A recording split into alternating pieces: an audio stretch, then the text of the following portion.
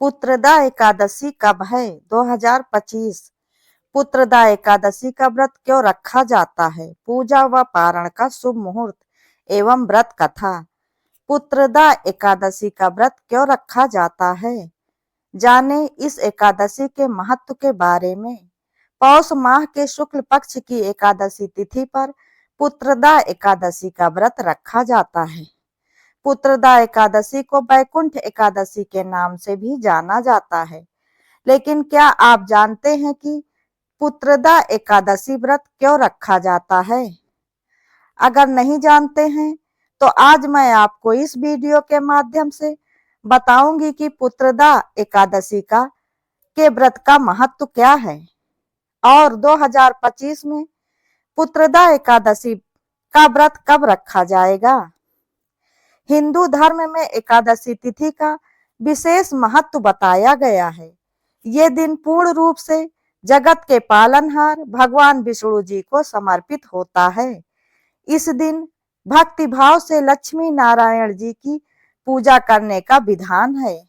एक साल में कुल 24 एकादशी आती हैं, लेकिन अधिक मास होने पर साल में 26 एकादशी होती हैं। धार्मिक मान्यता के अनुसार एकादशी का व्रत करने से व्यक्ति को वैकुंठ लोक की प्राप्ति होती है, साथ ही मनोवांछित फल की प्राप्ति भी होती है। पौष माह के शुक्ल पक्ष की एकादशी तिथि पर पुत्रदा एकादशी का व्रत रखा जाता है। लेकिन क्या आपको पता है कि पुत्रदा एकादशी क्यों मनाई जाती है और इस व्रत को रखने से किस फल की प्राप्ति होती है? इसके साथ ही इस वीडियो में हम ये भी जानेंगे कि साल 2025 में पुत्रदा एकादशी कब है। तो चलिए जानते हैं। हिंदू पंचांग के अनुसार पौष माह के शुक्ल पक्ष की एकादशी तिथि की शुरुआत 9 जनवरी 2025 को दोपहर 12:22 पर हो रही है और इस तिथि का समापन 10 जनवरी 2025 को सुबह 10:19 पर हो रही है। ऐसे में उदया तिथि के अनुसार 10 जनवरी 2025 दिन शुक्रवार को ही पौष माह की पुत्रदा एकादशी का व्रत रखा जाएगा। पुत्रदा एकादशी व्रत के पारण का शुभ मुहूर्त 11 जनवरी 2025 को सुबह 7:15 से सुबह 8:21 तक का रहेगा। इसी शुभ मुहूर्त में आपको व्रत का पारण करना है। इस दिन के कुछ अशुभ मुहूर्त भी हैं। इस दिन राहु काल सुबह 11:10 से दोपहर 12:29 तक का है। इस दिन भद्रा काल सुबह 7:15 से सुबह 11:19 तक का है। तो ध्यान रहे कि इस दिन इन अशुभ मुहूर्त में कोई भी शुभ कार्य करने की शुरुआत ना करें। तो चलिए अब जानते हैं कि पुत्रदा एकादशी का व्रत क्यों रखा जाता है। पुत्रदा एकादशी क्यों मनाई जाती है? ज्योतिष शास्त्र के अनुसार इस व्रत को करने से व्रत रखने वाले श्रद्धालुओं को कई तरह के अद्भुत फल की प्राप्ति होती है, परंतु धर्मशास्त्रों के अनुसार मुख्य रूप से पौष मास के पुत्रदा एकादशी का व्रत पुत्र प्राप्ति के लिए ही रखा जाता है। ऐसे में जो लोग निसंतान हैं उनको ये व्रत अवश्य ही रखना चाहिए। इस दिन व्रत रखने और श्री हरि विष्णु जी की और माता लक्ष्मी जी की विधिवत पूजा अर्चना करने से भगवान विष्णु जी और माता लक्ष्मी जी की कृपा अवश्य ही बरसती है और मनुष्य को मनवांछित फल की प्राप्ति होती है। ऐसी मान्यता है कि पौष मास की पुत्रदा एकादशी का व्रत करने से वाजपेय यज्ञ के बराबर पुण्य फल की प्राप्ति होती है। धर्मशास्त्रों के अनुसार मुख्य रूप से पौष मास की पुत्रदा एकादशी का व्रत पुत्र प्राप्ति के लिए ही रखा जाता है। धार्मिक मान्यता के अनुसार यदि कोई भी जातक इस व्रत को विधि पूर्वक करता है तो जल्द ही उसे संतान सुख की प्राप्ति निश्चित ही होती है। इसके अलावा लंबे समय से रुके हुए सभी कार्य भी पूरे होते हैं। इसलिए अगर किसी वैवाहिक जोड़े को लंबे समय से संतान की प्राप्ति नहीं हो पा रही है तो उन्हें पुत्रदा एकादशी का व्रत अवश्य ही करना चाहिए और नियम पूर्वक भगवान श्री हरि विष्णु जी और माता लक्ष्मी जी की विधिवत पूजा आराधना करनी चाहिए और निश्चित समय पर ही पारण भी करना चाहिए। धर्म शास्त्रों के अनुसार ऐसा करने से जातक को निश्चित ही सुयोग, दीर्घायु और अच्छे स्वास्थ्य वाले पुत्र की प्राप्ति होती है। पुत्रदा एकादशी का व्रत करने से जातक की पुत्र से संबंधित सभी मनोकामनाएं पूर्ण होती हैं। इसके साथ ही हमारे धर्म शास्त्रों में पुत्र की प्राप्ति के लिए इससे बढ़कर कोई दूसरा व्रत नहीं बताया गया है। अतः जो भी व्यक्ति पुत्रदा एकादशी के महत्व को पढ़ता या सुनता है और विधि अनुसार इस व्रत का उपवास करता है उसे सर्वगुण संपन्न पुत्र रत्न की प्राप्ति अवश्य होती है। श्री हरि की कृपा से वो मनुष्य धरती पर पुत्र से संबंधित सारे सुखों को निश्चित ही प्राप्त करता है। इस व्रत को करने से संतान को अच्छे स्वास्थ्य और लंबी उम्र का वरदान प्राप्त होता है। इसके साथ ही उसे करियर के हर क्षेत्र में उन्नति की प्राप्ति भी होती है। पुत्रदा एकादशी का व्रत रखने वाले सभी भक्तों को पुत्रदा एकादशी व्रत की कथा अवश्य ही सुननी चाहिए, क्योंकि बिना कथा का श्रवण किए व्रत संपूर्ण नहीं माना जाता है और व्रत का पूरा फल भी प्राप्त नहीं होता है। तो चलिए सुनते हैं पुत्रदा एकादशी व्रत की कथा। लेकिन वीडियो में आगे बढ़ने से पहले दोस्तों, अगर आप लोगों को ये वीडियो पसंद आती है तो वीडियो को लाइक, शेयर, कमेंट जरूर करें और ऐसी ही ज्ञानवर्धक और धार्मिक जानकारियों एवं कथा कहानियों के लिए चैनल को सब्सक्राइब करें।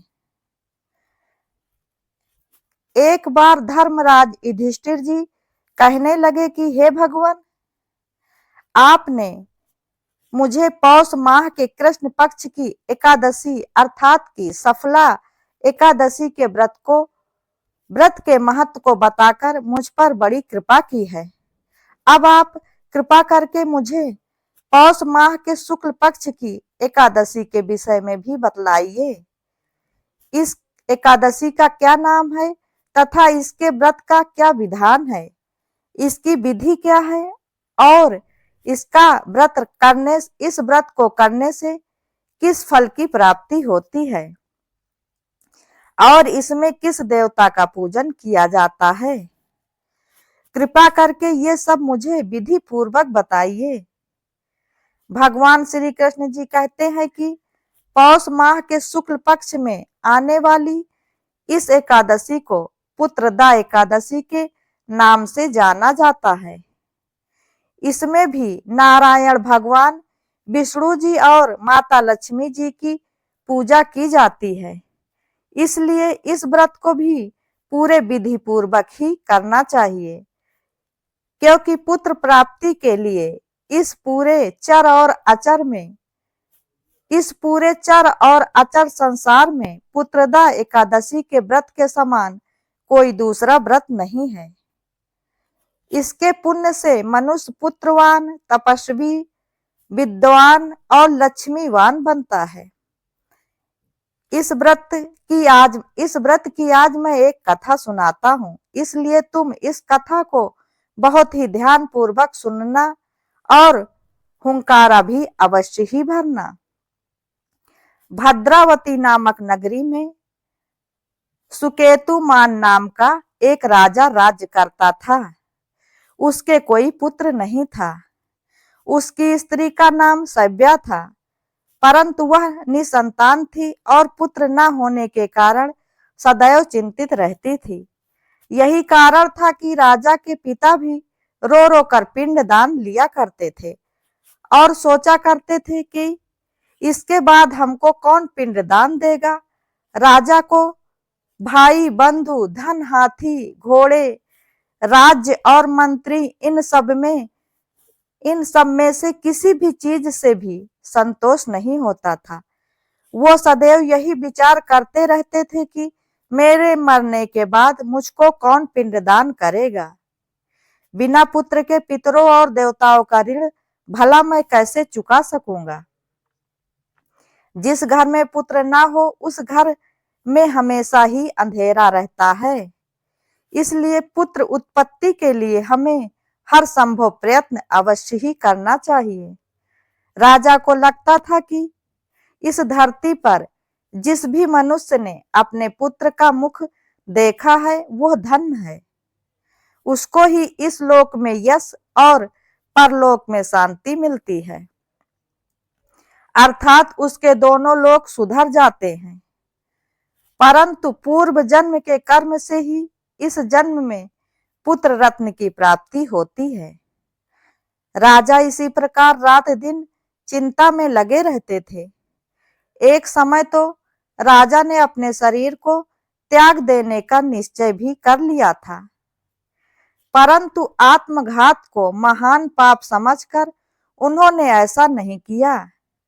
इसी प्रकार से कुछ समय पश्चात एक दिन राजा ऐसे ही सोच विचार करते हुए अपने घोड़े पर चढ़कर वन को चल दिए तथा पक्षियों और उनके बच्चों को देखने लगे। उन्होंने देखा कि वन में मृग, बाघ, सुअर, सिंह, बंदर, सर्प आदि सभी अपने बच्चों के साथ भ्रमण कर रहे हैं। हाथी अपने बच्चों और हथनियों के साथ घूम रहे हैं। इस वन में कहीं तो गीदड़ अपने कर्कश स्वर में बोल रहे हैं, कहीं उल्लू ध्वनि कर रहे हैं। वन के दृश्य को देखकर राजा सोच विचार में लग गए।